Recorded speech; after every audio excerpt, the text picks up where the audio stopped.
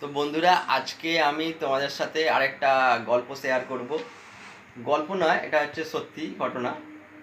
তো আমি যখন টোটো নিয়ে বেরিয়েছিলাম, আমারই একজন সহচালক আমারই পাশে পার্কিং করেছিল। তো তার হর্নটা বাজছিল না। এবার আমি ভাবলাম অনেকক্ষণ ধরে চেষ্টা করছে, হর্নটা বাজছে না, দেখি গিয়ে যদি কিছু হেল্প করতে পারি।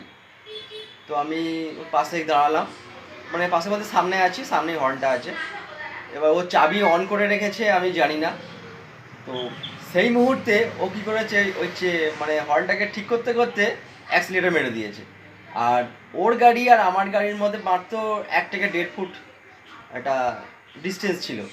আর ঠিক সেই মুহূর্তে ওর গাড়িটা আমার দিকে পুরো চেপে এসেছে, মানে আমার গাড়ির সঙ্গে আমি পুরো চেপে যেতাম।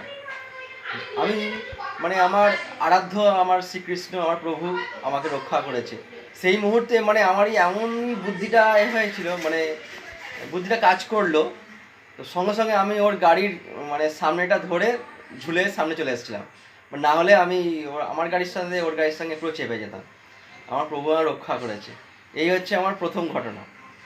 আর দ্বিতীয় গল্পটা হলো যে আমি তো লাইনের উপরে বসে থাকি, ট্রেনের মানে ট্রেনের যেখান দিয়ে মানে লাইনটা আছে, লাইনের উপরেই বসে থাকি মাঝে মাঝে। আর মাঝে মাঝে লাইনের পাশে পাথরে বসে থাকি।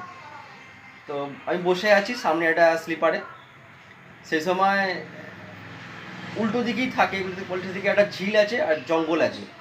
জঙ্গলে নাকি শুনেছি সাপ আছে, অনেক বিষাক্ত সাপ আছে। তো আমি জানি না। তো এক ভদ্রলোক সোজা এসে আমাকে বলছে, ভাই এখানে বসবে না। বললাম কেন?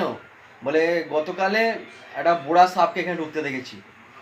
আর যেহেতু জঙ্গলে পুকুর ঝিল সব ডুবে গেছে, গর্তে জল ঢুকে গেছে, সব বিষাক্ত সাপগুলো বেরিয়ে পড়ছে। ওরা অনেক দেখেছে। আর আরেকটা সাপকে দেখেছে ঠিক এইখানে ঢুকতে, মানে একটা সাপ নয়, বলছে অনেকগুলো সাপ, নানা রকম বিষাক্ত সাপ সব ঢুকেছে ওই রেল লাইনের পাশে গিয়ে, উঁচু জায়গা পেয়েছে, ওই পাথরের তলায় ঢুকে আছে। আমি তো শুনে অবাক যে যা কোনোদিন কেউ বলে যায়নি, ওই ভদ্রলোক আমাকে বলে চলে গেল। আমি তো সঙ্গে সঙ্গে উপর থেকে লাফ মেরেছি একদম রাস্তায়। মেরে আমার যতজন সহচালক ছিল প্রত্যেকজনকে আমি বলে দিলাম যে ভাই কেউ ওখানে বসবি না, ওখানে সাপ ঢুকেছে। অনেকে খেস্তা করে উড়িয়ে দিচ্ছে, অনেকে বোঝো ছাত্র কিচ্ছু হবে না।